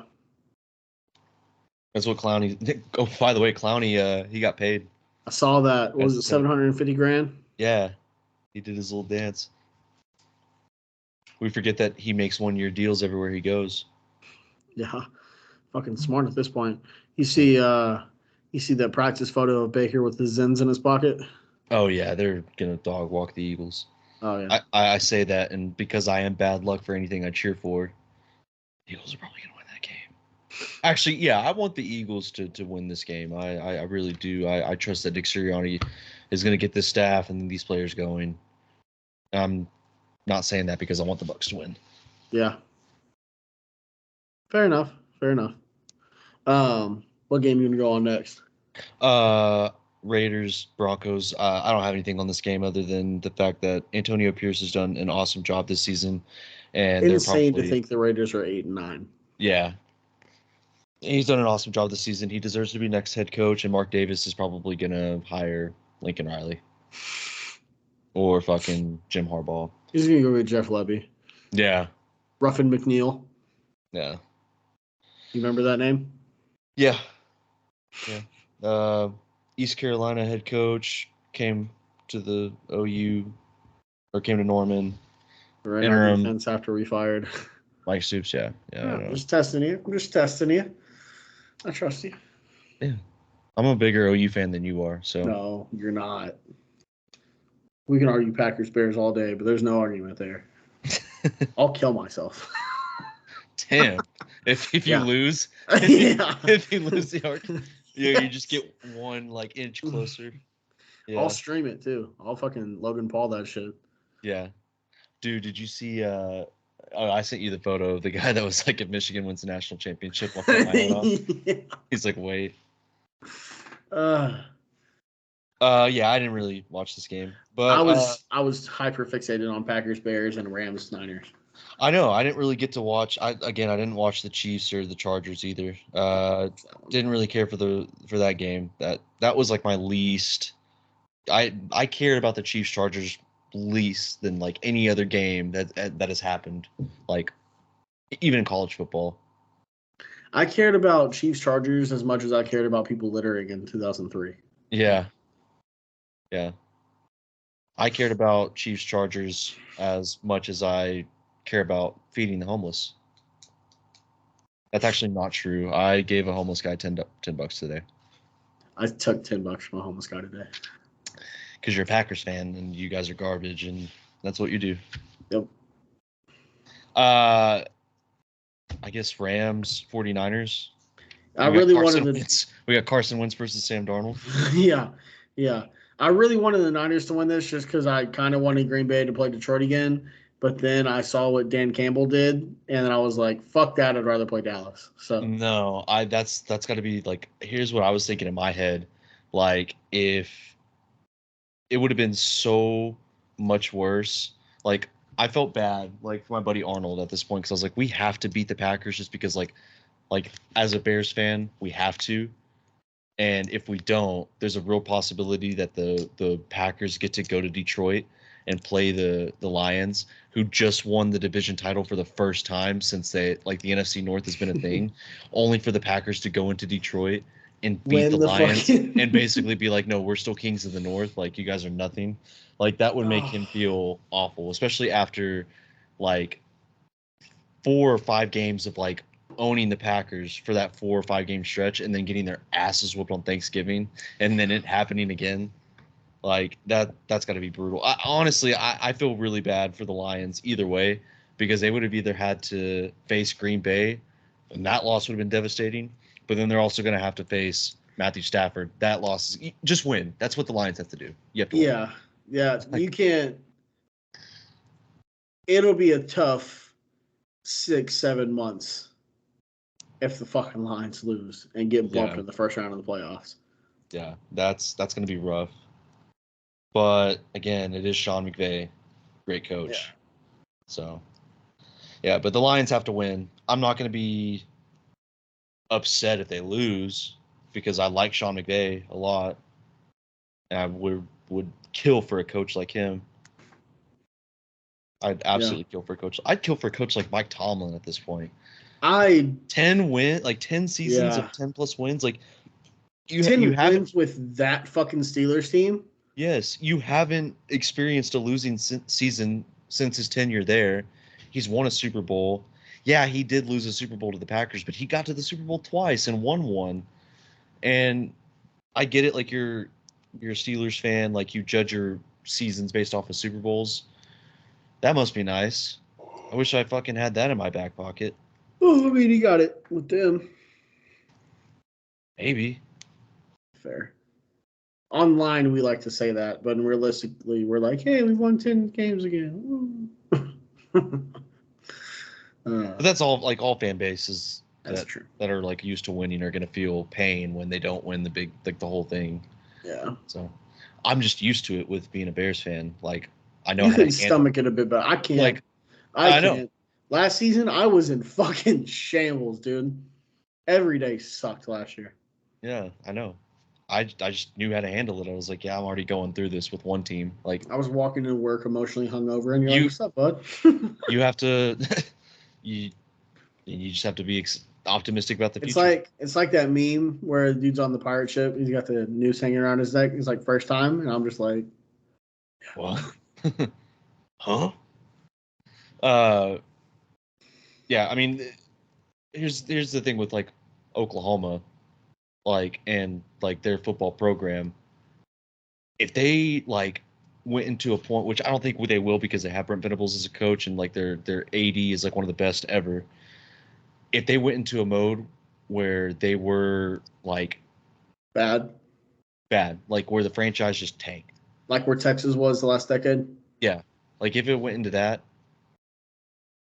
Oklahoma OU fans would have no idea what to do. They would be. If we reverberated back to the '90s, people would lose their fucking minds. Yeah, and me as a Bears fan, I'm like, I'm used to it. Like, I need at least one team to be good, but I'm used to it because here's what's gonna happen: we're either gonna keep Fields, or we're gonna draft Caleb Williams, and like I'm gonna get optimistic about the future until a couple of years later when they suck, and then it's time is the Packers. Yeah, time is. That's the thing is, like, I was thinking about it. I was like, I wonder what Dalton and like other Packers fans are thinking about that game. Like, well, fuck, like, you know, on one side you're thinking, well, they do have the number 1 pick. Their GM has done a really fantastic job at like getting the most bang for their buck and trade value and everything. And like, there's a real chance they could like get everything right this draft. And then on the other hand, you're probably thinking, no, it's the Bears. Time is a flat circle. They're gonna find a way to fuck it up.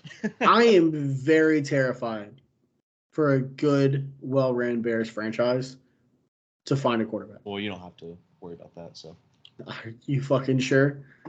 Yeah.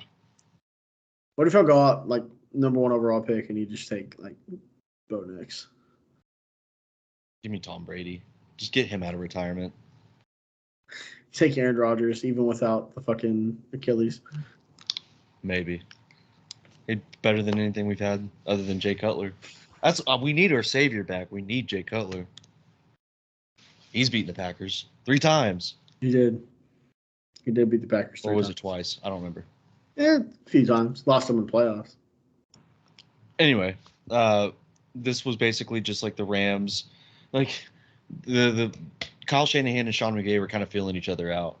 They're like, Yeah. we're not gonna show them everything we've got. Like on one side, they're like calling the plays, but they're looking at Sean McVay, or Kyle Shanahan's looking at Sean McVay like it was basically just a vanilla off. Yeah. It was like a preseason game almost. Yeah. In terms of what they were doing offensively and defensively. Did you get to see B. Willie? B. Willie got in there a little bit for the Niners. Oh, really? Played some, yeah. Cool. I kept it on because with YouTube, obviously, you have like the multiple screens. I had it on Red Zone, Niners, Rams, and then for the first half, Packers, Bears, because I was really interested in the Rams game, wanting to succeed. And then when shit kind of got close in the Bears game, I started watching that more so than anything else. But do you not use a NFL Sunday Ticket? Oh, it was on Sunday Ticket. Oh, okay. But you can split the screen with Sunday Ticket, and you can have Red Zone on in other games. You need to just go ahead and buy like 10 TVs and just have every game on. I've been thinking about that, but Aurora would kill me. Yeah. So maybe we'll get like a clubhouse one day where we can do that. maybe people start fucking watching the goddamn podcast. Yeah. There was a game that I forgot to mention to you. Giants Eagles. Eagles. They started off 10-1. And they finished 11-6. Whew. Now we know Philadelphia fans. We know how they react. They are the most passionate fan base with all their sports. Yeah. They just are. They're a bunch of strap jobs up there. A bunch of jerk offs. They love their sports teams. They do. Nick Sirianni, although taking them to the Super Bowl last year and getting them to the playoffs again this year, is on the hot seat. You can ask an Eagles fan. I got a buddy who's an Eagles fan. I'm sure if I talked to Mason right now, he'd say, yeah, I'm done with him. And they're probably done with Jalen Hurts too. Yeah. That was another thing I had written down on this was his finger. Oh, yeah. They fucked up his finger. I didn't watch it, man. outside of seeing Sterling Shepard probably have his last stop with the Giants, which it's crazy that he's been in the league as long as he has. It feels like Sterling's still just that, I say young kid, but I mean he was a freshman in college when I was 12. So, but Sterling's probably done with the Giants, and I'd love to see him still play. I think he's still got plenty of talent to play somewhere, but yeah. I wouldn't even mind him in Green Bay. Be a veteran to come in and lead the receiver room. Just be a leader, But I don't really like much on this game. I just think that not shit. If you're an Eagles fan, you're scared. Even though it's the Bucs and the Bucs haven't looked great. Well, you're not even worried about the Bucs. You are. I think season's over. I think Philly fans are so conceded already. Yeah, they are just so theatrical and over dramatic as a fan base that the season's over for them. You think it completely flips the script if they go out and beat the piss out of the Bucs? Then you got to play again. Because that's two teams stumbling into the playoffs right now. You either play the Rams or the 49ers or the Cowboys. Thanks. Oh, I'm just trying to think. I'm fucking with you. The Packers could beat the Eagles. Yeah. The Packers could fucking beat the Eagles. And now, anyways, unless they've been hiding. If this is just a sick trick by Nick Sirianni and the staff, where they're like, we're gonna some Saban shit to make team look bad. Then this is exactly where they want to be. If that's the case, man. Yeah, watch the fuck out. Okay, I want you. This is a challenge for you. I want you to name teams in the NFL that you think could not beat the Eagles right now. The Panthers. Panthers, Bears. Jets. Oh, shut up. Bears beat the shit out of the Eagles. Jets beat the Eagles. Right now. In their current state, you think this Jets team could go out and beat the fucking Eagles? I think they could do it again. You're fucking high. What are the Commanders? His fucking finger's broken. His finger's fucked. Fair enough. Oh, but Darius Slay is back. Darius Slay is back, man. Darius Slay is back. I forget about that. But, I mean, what has their pass rush done since, week 11? Jalen Carter's been non-existent. Yeah. I remember when people were like, yeah, you should take a Jalen Carter. Well, I don't know about that now because Darnell Wright, right tackle, kind of a stud for the Bears. Yeah. Not even kind of a stud. He is a stud. So Played well. He's yeah, played good well. luck. Yeah, good luck trying to get past that next year, Dalton. Fucking right tackle, Darnell Wright. We'll Held just held Will Anderson down in college, by the way. we'll just let Rashawn Gary bull rush his ass right back into Drake May or He had Caleb one bull Williams. rush on him. That's it. He had one bull ruch. Oh, it's true. Go back and watch the game. I watched the fucking game. I know. Yeah, he held him in check. I know. So Rashawn Gary, maybe Gary's he's not that great, you know. I did like what he did when he fucking almost killed Matt LaFleur in the locker room. He was shaking him so hard. It was like he almost gave him shaky baby syndrome. Yeah. I got a little scared, coach there. A little worried. Yeah, Cowboys Commanders. I kind of want to trade the number 1 pick with the Commanders because they're going to fire Ron Rivera, and it does. And They already did. Like oh yeah, they let him go. Yeah, I didn't see the news. Yeah, today. Oh. Well, they're in full rebuild mode. I think they're going to have like another season like they did, like the Panthers did. Probably not as bad, but they'll be top 3 pick. Yeah. So I'd like to trade it with them. They'll probably draft a quarterback. I don't know if they're going to stick with Sam Howell or not. They should do a QB evaluation just to see like what are the benefits of keeping Sam Howell. He has looked good. He's shown flashes. What are the benefits of just going ahead and taking a guy that is probably better than him? Are those guys better than him? We don't know. It's the next level's hard. He's starting to. Oh shit! Hold on. He was choking on a lot of Aaron Jones' dick earlier. It's funny I was gonna come back and make that exact same joke, but the Bears already did it for me. I feel like Sam Howell's got a bit of a turnover problem right now, though. He does. But I don't know. I feel like they'd be wise to hold on to him. Well, let me ask you this: you're gonna have to go and play the Cowboys in Dallas, Mm-hmm. and Dallas is pretty good at home. Yeah, undefeated. They are pretty good at home, but the Lions should have beaten them and didn't. Mm-hmm. Are you afraid that this could be a situation where, like, it doesn't matter? Like, the Packers could play really, really fucking awesome, but the refs are going to help the Cowboys like they did with the Lions? Or the fact that Dallas at home is just a different team than on the road, so they're going to beat the dog piss out of the Packers? Like, how do you feel about this game? I feel like if the Cowboys just absolutely just have an awesome game of their life on defense, is Jordan Love still the guy? Yes. Jordan's still got no matter what. Honestly, I've been thinking about it the last couple of days, and I'm going to go back and forth on it all throughout this week. It's hard for me to see Green Bay winning.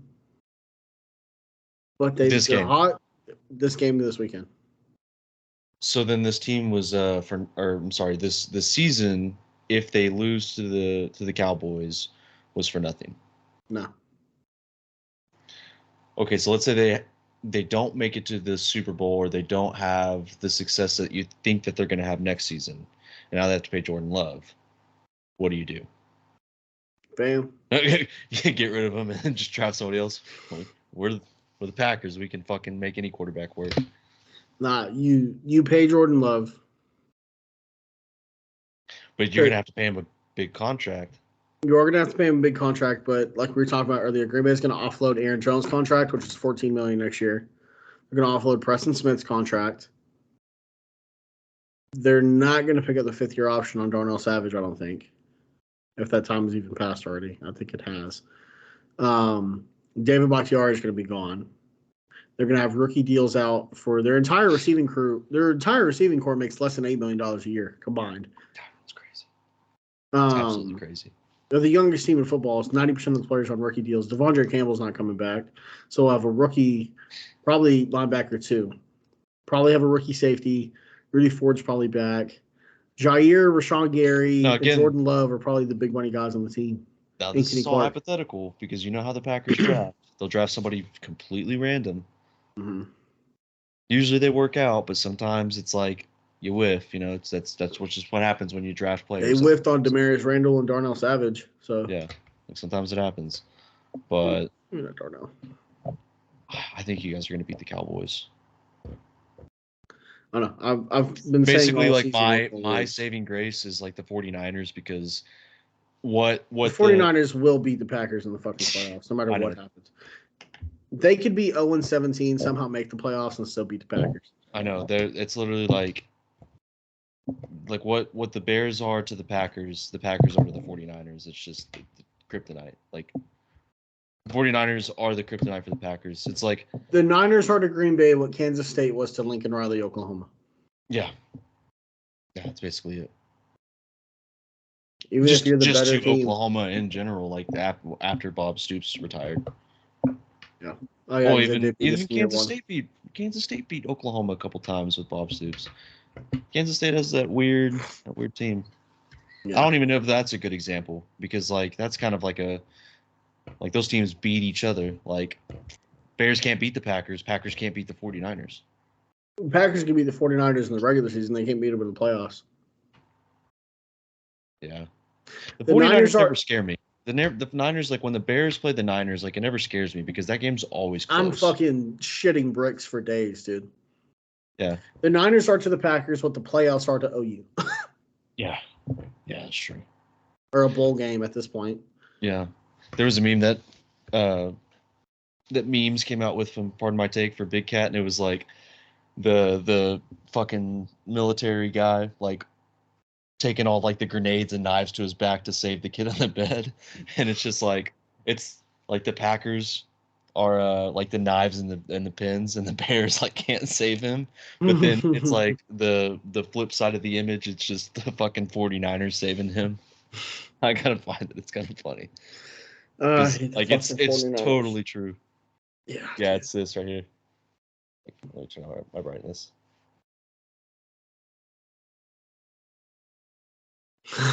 That's the Bears and the fucking 49ers. Oh, fucking hate the goddamn 49ers. I hate the 49ers at this point more than I hate the Bears, Vikings, or fucking Lions. Big Cat. Oh, God. I hate my life. I hate the 49ers. So how bad do you think it will be after you beat the Cowboys and have to go play the 49ers? Like if you do, like at any point have to play the 49ers, like you can't really be like, well, this, season's lost. Like you made the playoffs in a rebuild, but like will it kind of upset you? I mean, I'll be fucking pissed. Because it's the 49ers? Yes. I'll be pissed if we lose next weekend. Green Bay's 4-0 in AT&T Stadium. That's true. That's true. Maybe these Cowboys are different. I think they are. I certainly think they are. It's like we say the same thing. Like those Eagles make it to the Super Bowl. These Eagles probably getting bounced. Yeah. I don't know. I still don't see Dallas making the Super Bowl, but they should beat Green Bay this weekend. But we got one more game to talk about before we can get out of here. It was a hell of a game. Bills Dolphins. Yeah. Yeah, the Bills were in a spot to where because the Steelers won and the Jags lost, they were going to get into the playoffs. Yes. But they got the 2 seed. Crazy. Yeah.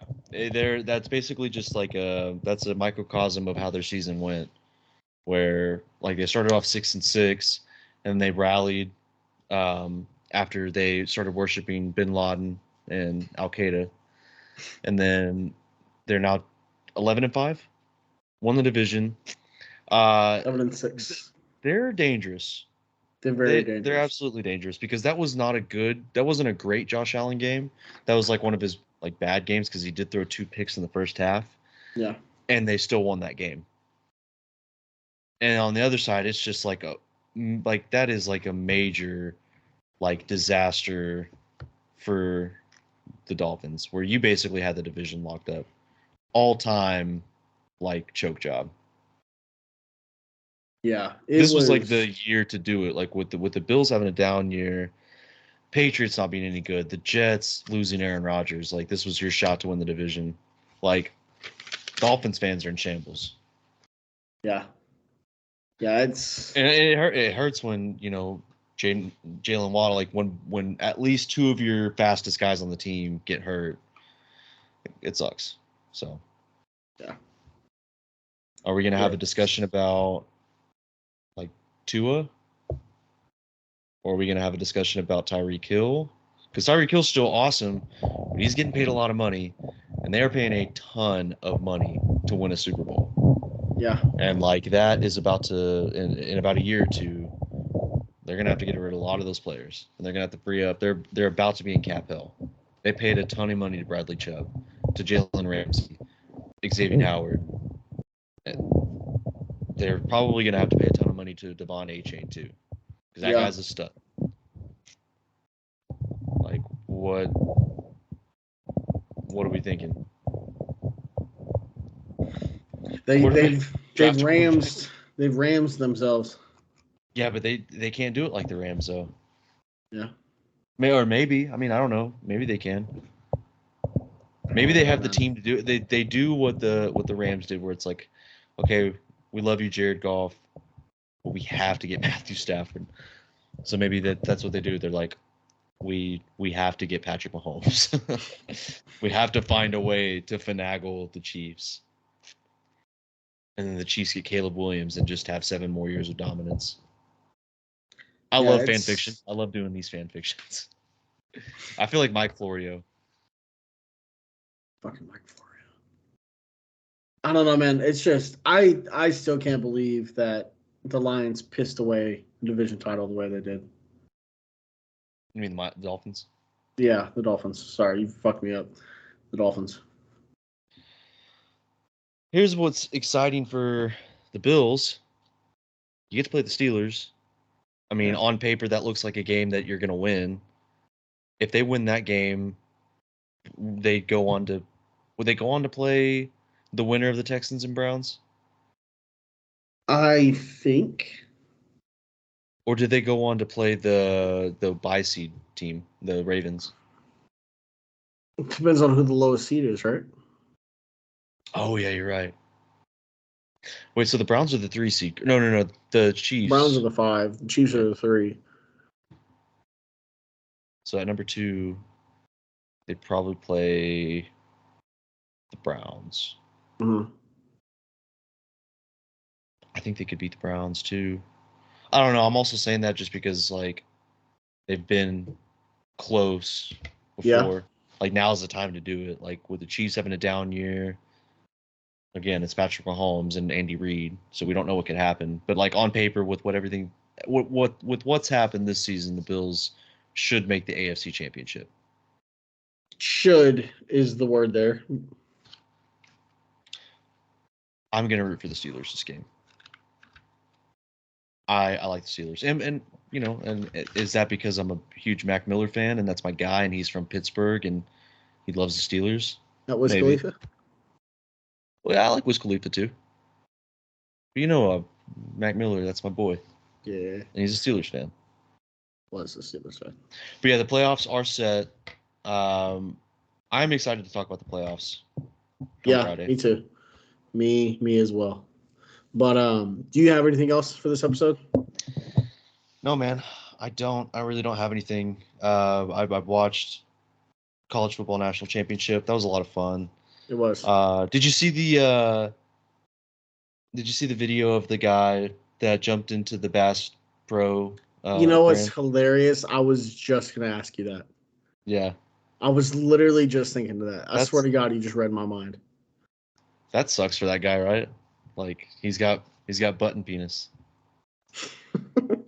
He's got like clit dick. So you can't recover from it. Even when they're like, I thought it was gonna be a little bit better when they're like arresting him and they show the photo like of him in the tank where it's like, well, it's in water. Like did you see what Josh Pate said? He said, I wonder if he thought it was. I think he said something like, I wonder if he thought it was a Bass Pro Shop. Hey, That's a this tough was look, man. yeah. You're never gonna recover from button dick. I can't even say that's average It's a size. bad fucking look. That's a dude. bad look, man. Especially like I thought it was gonna look better for him. Like when he was arrested, like when they're pulling him up, I That thought, water had to okay, have been now very we're cold. gonna know. Like we're definitely gonna know. And then they show the photo, and it's even worse. Like oh man, Oh, fucking button dick, dude. yeah, dude, yeah, It's tough. that's crazy. That would have been. I wish that would have happened later, so I can put that as my hotspot. Hotspot.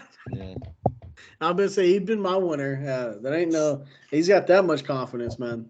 yeah, That's a winner in my eyes. Loser might be that judge, though. yeah. But Yeah, we'll see. no, man. I think this is a pretty good episode. You obviously sound very depressed, but also are just at that point where you're like, fuck it. I mean, uh, you could feed on my tears for now, but I got a lot of hope and a lot of excitement for at that's least in a couple probably. of years when we draft a quarterback and then he ends up stinking too. But that Hey, closes the man. chapter. I got faith in one man, and it's this guy right there. Old BV. Isaiah Coe. Yeah, him too. Yeah. Him too. Well, that closes the chapter on the NFL. It was a fun ride. Was. College football ended. I don't know what I'm gonna do. Sorry, it's training draft season, man. You know, my roommates suck, dude. I'm taking applications for new roommates. I'm watching the national championship and it's halftime, and I was like, I'm gonna go lay down for a second, and they were like, oh yeah, me too. And I get back out immediately to watch the game. And they don't come back out to watch the game because it's not the NFL. Well, I mean, because it's not their teams. But Brasher was like, well, I don't know if he just doesn't care about college. I'm trying to get him into it, but he's like, there's College just too game's many. so much more fun, man. Yeah, he's like, there's just too many games. I'm like, yeah, but just if you dedicate your life and soul to it, it's everything. It is. It is. That's why, as much as I love my beautiful girlfriend, it sucks having to do boyfriend shit on Saturdays. Yeah, yeah. It does. There needs to be, each conference needs to have a red zone. Yeah, yeah, something. Like each Power 5 conference needs a red zone type channel. We'll run it. We'll do it. We'll do the SEC red zone. Let's do it. Or you could just be single, but don't do that. Don't listen to me. No, not gonna do that. Or just force your girlfriend to watch college football with you. I've tried, dude. I've been barking up that tree for 4 years now. Say, hey, like next season. She does like when they do replays and they highlight the players because then she can actually see what's happening. But when it's just the game straight up, no clue. Yeah. Well, she'll get into it. You just have to you kind of have to get her going, and then once she gets going, then she can get deep into the weeds. I'm gonna tape her to a chair every Saturday from now on, and then duct tape her eyelids open, and then just with the toothpicks. Fixate it. Yeah, just fixate it. I don't know if that's a good idea because I think she'll end up becoming a fanatic, worse than us. It might be true. Yeah. And then and she's gonna out talk. And then she's gonna gamble all the money away instead of doing it yourself. That would be an issue. We don't have joint bank accounts though. Maybe she's a smarter gambler than both of us. I'm not gonna say that. Get us in trouble. But with that being said, and thank God no one ever gets this far in. But with that being said, this has been PigSkin Podcast episode 27. As always, please like, comment, subscribe. That wraps up the college football season for 2023, and now we got 8 months and 17 days till we're back. So at least we have the playoffs in the NFL. That is true. And straight into draft season. But again, as always, like, comment, subscribe, share. Let us know in the comments what your favorite moment from the season was and who you think's going to win the Super Bowl. So, thanks for watching. It's going to be the Ravens. It's going to be the Ravens.